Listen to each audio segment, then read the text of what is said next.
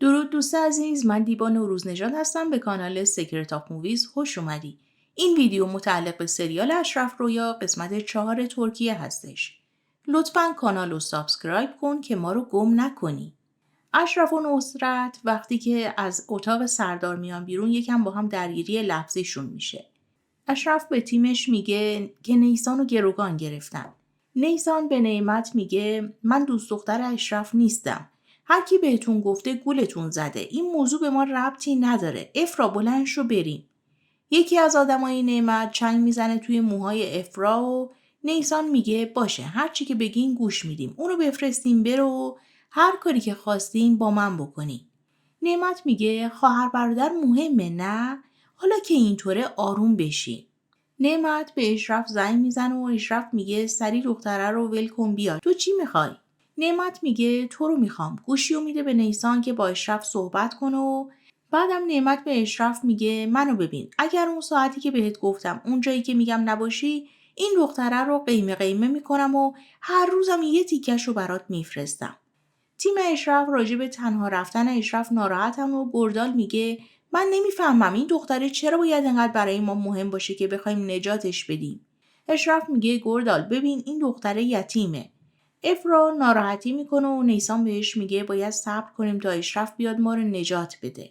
نعمت به تیمش میگه به محض اینکه اون یارو رسید سوراخش میکنین. هر چی پول و طلا هم بخواین من بهتون میدم. اشرف به ایرماک میگه نیسان رو دزدیدن. زود لوکیشن خطی که بهم زنگ زده رو برام پیدا کن. سردار چیدم و صدا کرده و میگه ایشون دادستان ارشد بازنشسته هستن. متاسفانه اخیراً پسرشون رو از دست دادن. ولی توی مرگ شک و شبهه‌ای هست. در واقع این دادستان پدر جواهره. نحوه مردن پسرش رو تعریف میکنه و میگه به دزدی مشکوک شدیم ولی چیزی از خونه دزدیده نشده بود جز موبایلش که نیست. چیدم میپرسه شما به کسی یا چیزی مشکوکین؟ پدر جواهر میگه پسر من یه خورده دخترباز بود. اخیراً با چند تا دختر بود. اسم یکیشون افرا بود. سردار به چیدم میگه سری پرونده رو پیگیری کن و اون دختر رو پیدا کن.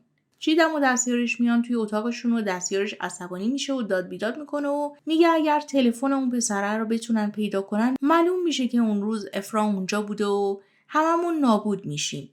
چیدم میگه اونا نمیتونن اون تلفن رو پیدا کنن چون که تلفن جواهر دست منه. اشرف از بابا یعقوب اجازه میگیره و راه میفته به لوکیشنی که ایرماک پیدا کرده بود بره. نعمت به اشرف زنگ میزنه و میگه شرطم اینه که تنها بیای اینجا و لوکیشن رو برات میفرستم. تیم گردال تصمیم میگیرن که اشرف رو تعقیب کنن. اشرف به لوکیشن میرسه. نیسان میگه میکشینش؟ نعمت میگه آره یه ذره سوراخش میکنیم. زمان میگذره و نیسان میگه اشرف که نیومد. نعمت میگه اینجا که نمیاد. میره یه جای دیگه یه تله کوچیک براش گذاشتم. آدمای نعمت بهش زنگ میزنن و میگن اومد. میرن که با اشرف درگیر بشن ولی با گردال روبرو میشن. گردال میگه اینجا کوفته پزی هست اومدم دنبال اون. آدمای نعمت داد بیداد میکنن که اشرف کجاست. مسلم هم به صورت تکتیرانداز قایم شده و دونه دونه آدما رو میزنه. یکی از آدمای نعمت میاد تو کلبه نعمت و نیسان در رو باز میکنه و میگه اشرف اینجاست. نوچه نعمت میگه باید بریم و نیسان باهاشون درگیر میشه و میفته زمین و بیهوش میشه. ولی افرا رو با خودشون میبرن. اشرف وقتی وارد میشه میبینه که نیسان روی زمین افتاده و بلندش میکنه و با خودش میبره. افرا توی ماشین داد و بیداد میکنه و نعمت چونش رو میگیره و میگه اگر یکم دیگه حرف بزنی همینجا خلاصت میکنم. فلشبک میخوره به زمانی که اشرف فهمیده بوده که گردال اینا تعقیبش کرده بودن و گفته بوده که کار خوبی کردین. مسیرمون به تله ختم میشه. تصمیم گرفته بودن که لوکیشناشون رو با هم دیگه عوض کنن. نعمت میاد خونه و به پدرش میگه یکم صحبت کنیم و جریان رو براش تعریف میکنه. نصرت خان میگه ببین دخترم هم سرخود کار انجام میدی هم نمیتونی که انجامش بدی و گن میزنی. دختره رو بفرست بره. بعدن میگن آقا نصرت به اون عظمتش دختر دزدیده. قشنگ آبرو و شرفمون رو سکه یه پول میکنی. نیسان وقتی به هوش میاد و بیدار میشه میبینه که افرا نیست و شروع میکنه به داد بیداد کردن و میگه ما با هم دیگه بودیم چرا اونو نیاوردین. اشرف میگه آروم باش. نیسان میگه اگر یه بار دیگه بهم بگی که آروم باش، تو رو از بالکن پرت میکنم. میخواد بره بیرون که اشرف جلوشو میگیره و میگه باید همینجا بمونی و صبر کنی. نعمت به نیسان زنگ میزنه و نیسان بهش میگه تلفنو بده به خواهرم. افرا داد بیداد میکنه که آبجی تو رو خدا نجاتم بده. نیسان به نعمت میگه چی میخوای؟ تو دیوونه ای؟ نعمت میگه فقط یه چیزی میخوام. اگر کاری رو که میگم بکنی، خواهرتو صحیح و سالم بهت میرسونم. اگر نکنی میمیره. باید تو اشرف رو از طرف من خلاص کنی. اشرف میاد داخل اتاق و نیسان میگه باشه عزیزم صحبت میکنی. اشرف به نیسان میگه گوشی تو باید بدی و نیسان میگه یه چیزای خصوصی دارم. اشرف میگه ما به چیزای خصوصیت کاری نداریم.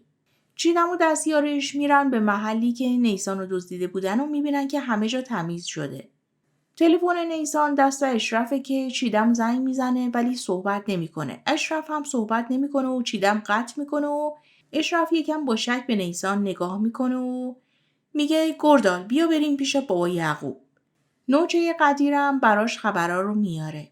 گردال عصبانی و میگه بریم کار همشون رو یه سره کنیم. اشرف میگه اگر بابا یعقوب دستور بده همین کار رو میکنیم.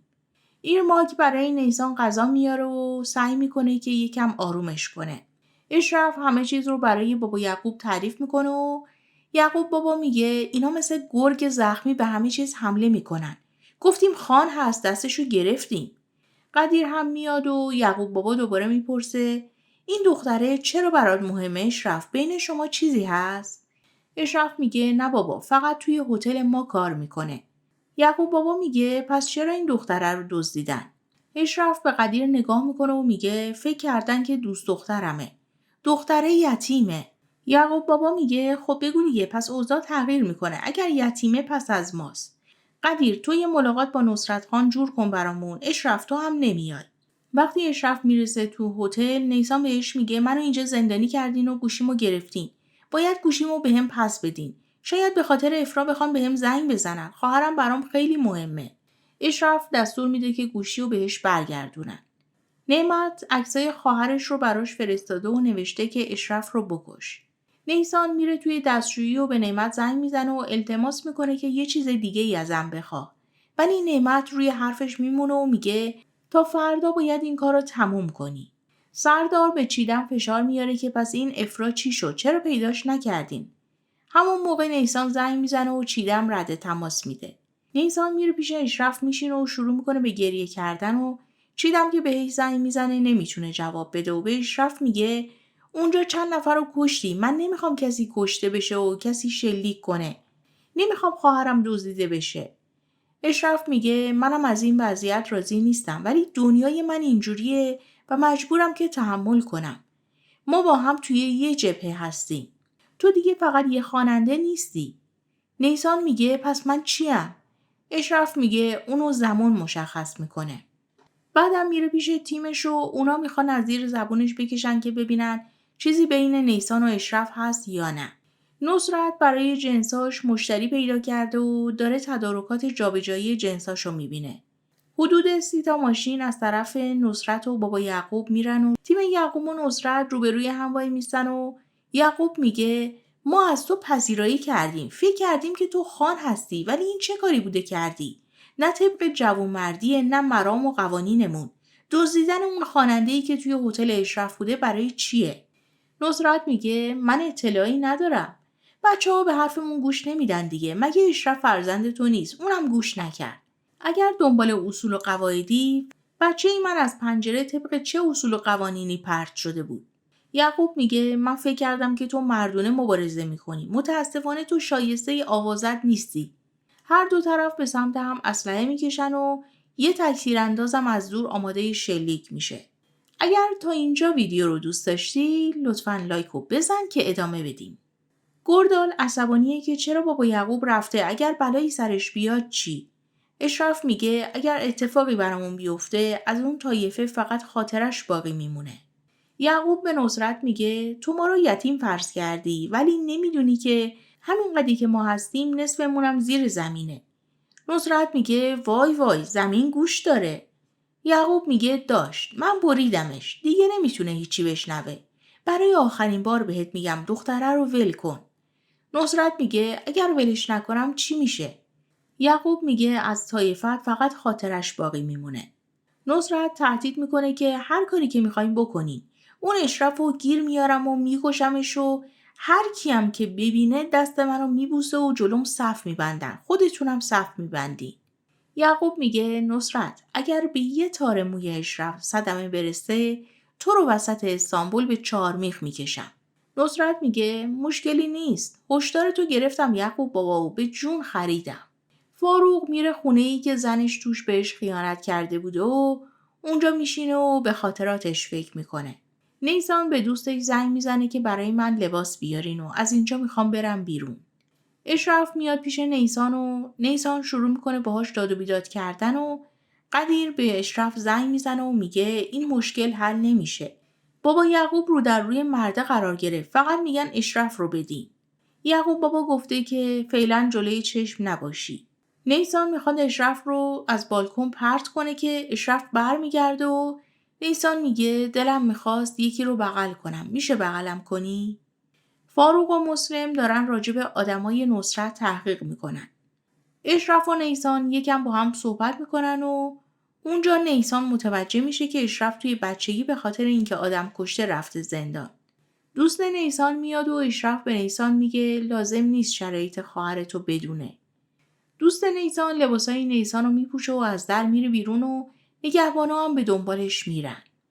نیسان هم لباسای دوستشو میپوشه و از پله‌های اضطراری میره پایین و به چیدم زنگ میزنه و میگه باید سریع همدیگه رو ببینیم.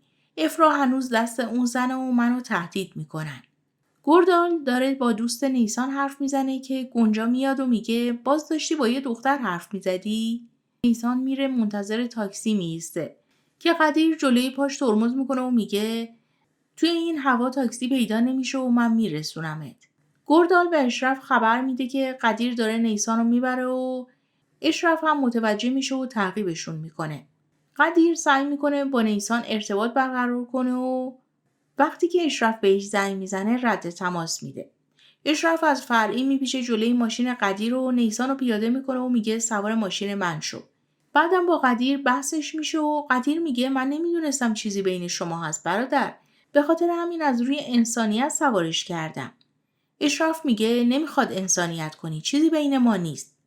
وقتی سرشو میچرخونه میبینه که نیسان توی ماشین نیستش. نیسان میره پیش چیدم و همه جریان نعمت و خواسته هاش رو تعریف میکنه. گردال برای گنجا یه ساعت تدارک دیده و وقتی که نوچه‌های گردال میارن گنجا متوجه میشه که روش نوشته برای دریا و عصبانی میشه و میذاره میره. قدیر عاشق نیسان شده و داره جریانات شب رو برای دستیارش کنعان تعریف میکنه. اونم میگه این کار ما رو خراب میکنه. این کار رو نکن. چیدم نیسان رو میاره خونه خودش که اون شب اشرف پیداش نکنه. نعمت زنگ میزنه و نیسان میذاره روی آیفون و میگه فردا حلش میکنم. نعمت میگه اگر به اشرف یا پلیس چیزی بگی همونطور که گفتم دیگه خواهرتو نمیبینی. مسلم و فاروق میرن جلوی کامیونای نصرت رو میگیرن و با یه ترفندی راننده کامیون میکشن پایین و به زور اسلحه کامیونا رو با خودشون میبرن. اشرف و گردال اومدن جلوی خونه نیسان که ببینن اونجا رفته یا نه. گردال به اشرف میگه نمیدونم چی از ذهنت میگذره ولی چندین ساله که دنبال رویا هستیم. گفتیم خیالیه. اما تو واقعیت نمیتونیم عاشق زنی بشیم. عشق تو زندگی ما جایی نداره. چون که قلب مرد عاشق نرم میشه.